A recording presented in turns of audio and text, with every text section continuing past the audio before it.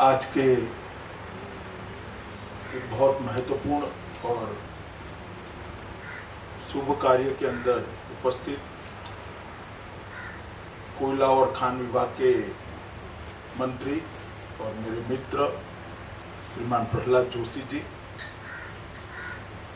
सचिव कोयला श्रीमान जैन जी और देश भर के 10 राज्यों में फैले हुए 150 स्थानों पर उपस्थित आज के वृक्षारोपण अभियान में सम्मिलित कोयला विभाग के सभी कर्मचारी, अधिकारी, श्रमिक भाइयों को मैं इस कार्यक्रम के लिए बहुत बहुत शुभकामनाएं देता हूं।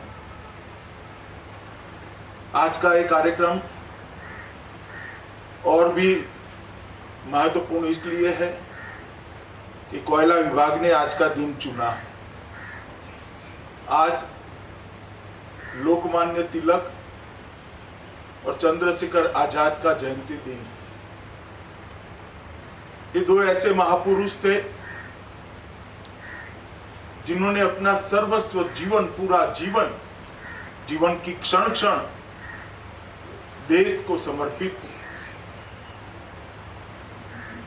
आजादी के आंदोलन में बाल गंगाधर तिलक, लोकमान्य तिलक के योगदान को सदियों तक नहीं भुलाया जा सकता। एक ऐसा व्यक्तित्व था जिनके सामने दो रास्ते थे, ईश्वर ने दी हुई बुद्धिमत्ता, ईश्वर ने दी हुई विद्वता, इसका उपयोग और उपभोग स्वयं के लिए करना या देश के करोड़ों गरीबों के लिए करना, देश की आजादी के लिए करना, देश की संस्कृति और अपने धर्म को आगे बढ़ाने के लिए करना। और उन्होंने बड़ा कठिन रास्ता चुना कि इस देश को आजाद करने के लिए पूरा जीवन समर्पित किया। इतनी विद्वता, इतनी बुद्धिमत्ता, इतनी चातुर्यता होने के बावजूद स्वयं के लिए कुछ करे बगैर भारत के जन जन के अंदर स्वतंत्रता की भावना को जागरूक करना, इसको सुदृढ़ करना और उसको एक आंदोलन का स्वरूप देने में बाल गंगाधर तिलक, लोकमान्य तिलक का बहुत बड़ा योगदान रहा। स्वतंत्रता के लिए उन्होंने दिया हुआ मंत्र, आजादी मेरा जन्मसिद्ध अधिकार है, वो मंत्र आज भी भारत के युवाओं को प्रेरित करता है। और मैं मानता हूं कि उन्होंने जो शुरुआतें की, चाहे गणेश उत्सव की शुरुआत की, चाहे लोगों को साक्षर बनाने की शुरुआत की, चाहे संस्कृति को आजादी के आंदोलन के साथ जोड़ने की शुरुआत की है, इसी के कारण कहते हैं कि लोकमान्य तिलक भारतीय संस्कृति की, भारतीय चेतना की आत्मा थी। चंद्रशेखर आजाद भी भारत माता का वो सपूत जो कभी न झुका न कभी झुकने का विचार किया। अंग्रेजों के खिलाफ सशस्त्र क्रांति का जो धड़ा था, जो एक अलग विचारधारा थी सशस्त्र क्रांति कर भारत को आजाद कराने की, उसका इतिहास चंद्रशेखर आजाद के नाम के बगैर लिखा नहीं जा सकता। कई सारे युवाओं को उन्होंने प्रेरणा दी, एक अलग दल बनाया और उसी दल ने भारत की आत्मा को झंझोड़ने का काम किया। भारत माता को गुलामी की बेड़ी से मुक्त कराने का, बेड़ियों को तोड़ने के लिए चाहे रास्ता जो हो, आप बाहर निकलो, शस्त्र हाथ में लो, सत्याग्रह करो, जो करना है, मगर एक अंग्रेज अब हम पर राज नहीं कर सकता, ये दृढ़ निश्चय उन्होंने आरोपित करने के लिए, वो संस्कारित करने के लिए युवाओं के मन के अंदर एक बहुत बड़ा काम किया। और उनके बलिदान ने उस जमाने में करोड़ों युवाओं को आजादी के आंदोलन के साथ जोड़ा। निर्भीक, दृढ़ निश्चयी चंद्रशेखर आजाद को भी मैं आज प्रणाम कर विनम्रता से श्रद्धांजलि देना चाहता हूं। और मैं श्री प्रहलाद भाई को निवेदन भी करना चाहता हूं, क्या जितने भी वनों का आप उपवनों की शुरुआत करें, वो सभी को चंद्रशेखर आजाद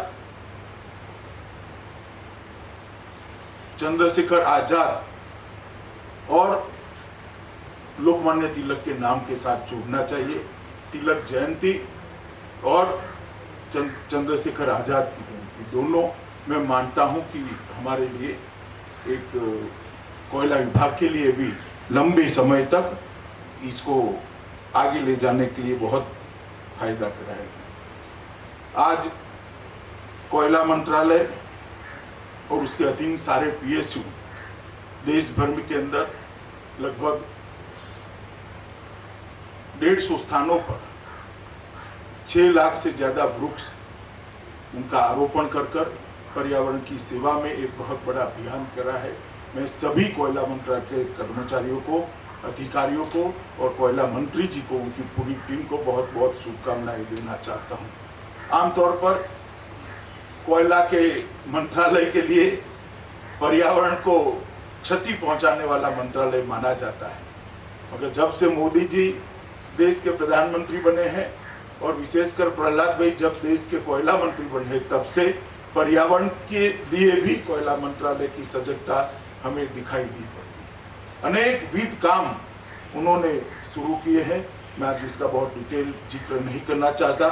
10 राज्यों के 38 जिलों में 600 एकड़ में टोटल 6000 एकड़ के अंदर वृक्ष लगाए जाएंगे। आज इसमें से 600 एकड़ के अंदर लगाए जाएंगे। 6 लाख वृक्षों का रोपण किया जाएगा, 5 लाख पौधों का वितरण कराया जाएगा और आज 150 स्थानों पर एक साथ इसकी शुरुआत हुई है। मित्रों, जिस प्रकार का जीवन हम जिए हैं और एक विकास की अंधी दौड़ के अंदर हमने भारतीय संस्कृति के मूल मंत्र था कि प्रकृति हमारी माँ है, उसका दोहन कर सकते हो, उसका शोषण नहीं कर सकते। वो मंत्र को हमने भुलाया और उसी का परिणाम आया कि जो ओजोन का पड़ है, ओजोन का स्तर है, इसके अंदर कई बड़े बड़े छिद्र पैदा हुए और सूर्य नारायण की गर्मी सीधी पृथ्वी पर पड़ने लगी। इसके कारण पृथ्वी का तापमान भी बढ़ा है, जलवायु पर इसकी गंभीर असर उत्पन्न हुई है और जलवायु परिवर्तन से आज पूरी दुनिया डरी हुई है। और इसका एक ही रास्ता है जो हमारे पुराणों ने बताया, हमारे ऋषियों मुनियों ने बताया कि वृक्ष मानव का मित्र है, वृक्ष ही हमें इस संकट से बचा सकता है। और हमारे यहाँ कई ऐसी पौधों की जातियां, प्रजातियां हैं जो 100-150 साल तक जीकर मानव की सेवा कर सकती है। पीपल 100% ऑक्सीजन देने वाले वृक्षों में से एक है। इसीलिए श्री कृष्ण ने गीता में कहा कि वृक्षों में मैं पीपल हूं। उन्होंने पीपल को अपने साथ इसकी तुलना कर पीपल का महत्व बढ़ाया। इसी तरह से नीम और कई प्रकार के जामुन, नीम, बरगद, कई पेड़ ऐसे हैं जो सबसे ज्यादा ऑक्सीजन भी देते हैं और लंबे समय तक जीते हैं। मेरा आग्रह है कोयला मंत्रालय से कि आप जब भी वृक्षों का चयन करें, इस प्रकार के प्राकृतिक परंपरागत वृक्षों का चयन करिए जिनका आयुष्य बहुत लंबा है। हमारे मत्स्य पुराण के अंदर एक बहुत सुंदर श्लोक लिखा गया है जिसका अनुवाद है, जल कुंड, जो जल का कुंड होता है 10 कुओं के समान होता है। एक तालाब 10 जल कुंड के समान होता है, एक सुपुत्र 10 तालाब के समान होता है और एक वृक्ष 10 पुत्रों से भी ज्यादा पृथ्वी का कल्याण करता है। यही बताता है कि वृक्ष हमें कितना दे सकता है। और आदिकाल से ही वृक्ष के महत्व को भारतीय संस्कृति ने स्वीकारा है और भारतीय संस्कृति ने इसको बढ़ावा भी दिया। मैं मानता हूं आज का कार्यक्रम सिर्फ सीजनल कार्यक्रम न बने, पूरे कोयला मंत्रालय के हर नीचे के नीचे कर्मचारी का संस्कार इससे बने कि हमारे दायित्व देश के पर्यावरण को, दुनिया के पर्यावरण को संभालना भी है। और मुझे भरोसा है प्रहलाद भाई के नेतृत्व में ये जरूर होगा। विगत 6 सालों का देखें तो कोयला मंत्रालय ने अनेक नए इनिशिएटिव मोदी जी के नेतृत्व में दी है और प्रहलाद भाई ने ये 1-1.25 साल के अंदर इसको बहुत गति देने का काम किया। पहले जब कोयला और खनिज की खदानें होती थी तब खनिज क्षेत्र के मजदूरों के लिए, वो वहां की जनता के लिए कोई विचार नहीं करता था। डिस्ट्रिक्ट मिनरल फंड का गठन कर आज लगभग 39,000 करोड़ रुपया नरेंद्र मोदी जी ने वो क्षेत्र जहां खदानें लगी हैं इसके विकास के लिए लगाया है और 35,000 छोटे छोटे प्रकल्प अब तक पूरे कर दिए गए। मित्रों, बहुत बड़ी उपलब्धि है। खदान पर देश का अधिकार है, देश की जनता का अधिकार है। खदान विकास की द्योतक है, विकास को आगे बढ़ाने के लिए ऊर्जा प्रदान करती है, परंतु इसके साथ साथ जिस क्षेत्र में खदान है जो वहां से विस्थापित किए जाते हैं, इनके कल्याण की भी देश को ही सोचनी चाहिए, देश की सरकार को ही सोचनी चाहिए। पहली बार डिस्ट्रिक्ट मिनरल फंड के माध्यम से नरेंद्र मोदी जी ने इसकी शुरुआत की। कोयला का बहुत बड़ा भंडार हमारे यहाँ पड़ा, 30 साल तक कोयला जला न पाए, इतना कोयला हमारे यहाँ पड़ा है और कोयला हम इंपोर्ट करें। जैसे प्रहलाद भाई ने बताया, इंपोर्ट कोयला जितना भी होता है वो दुनिया में हमारी अक्षमता को उजागर करता है। अगर देश को आत्मनिर्भर बनाना है, आत्मनिर्भरता के नरेंद्र मोदी जी के नारे को चरितार्थ करना है, तो कोयले के अंदर स्पीडी खनन, सबसे ज्यादा जल्दी खनन कर कर आयात को लगभग शून्य करना पड़ेगा। और इसलिए कोयला क्षेत्र में FDI और इसके साथ साथ वाणिज्यिक कोयला खनन का आरंभ अभी नरेंद्र मोदी जी ने किया है। मुझे लगता है कि कॉमर्शियल माइनिंग की जो शुरुआत प्रहलाद जोशी के समय में हुई है, कोयला खदानों के इतिहास देश का जब भी लिखा जाएगा, प्रहलाद भाई और नरेंद्र भाई के नाम को जोड़ना पड़ेगा, क्योंकि देश को आत्मनिर्भर कराने की दिशा में एक बहुत बड़ा कदम है। कोल बेस्ड मीथेन की भी शुरुआत हमने की है। 2 CBM ब्लॉक जरिया और रानीगंज के लिए हमने इसका शुरुआत किया है। ईज ऑफ डूइंग बिजनेस के ढेर सारे पैरामीटर्स को कोयला के कारण ही गति मिली है। कोयला क्षेत्र ने लगभग हर क्षेत्र के अंदर अपने आप को दुनिया के मानक के अनुरूप और कई जगह तो उसके आगे ले जाने का भी प्रयास किया है। ये मंत्रालय ने 6 साल के अंदर बहुत अच्छा काम किया है और अब प्रहलाद भाई इसका नेतृत्व कर रहे हैं और उसको और ऊर्जा और गति प्रदान कर रहे हैं।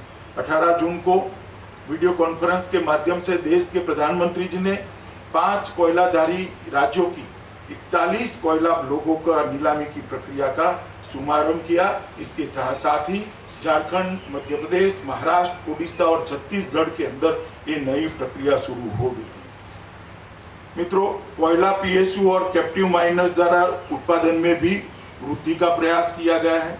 इंफ्रास्ट्रक्चर निवेश योजना के माध्यम से 1,25,000 करोड़ रुपए के निवेश का प्लानिंग 2020 से 2024 के बीच में किया गया है और इसके लिए लगभग 534 परियोजनाओं को चिन्हित कर लिया गया है।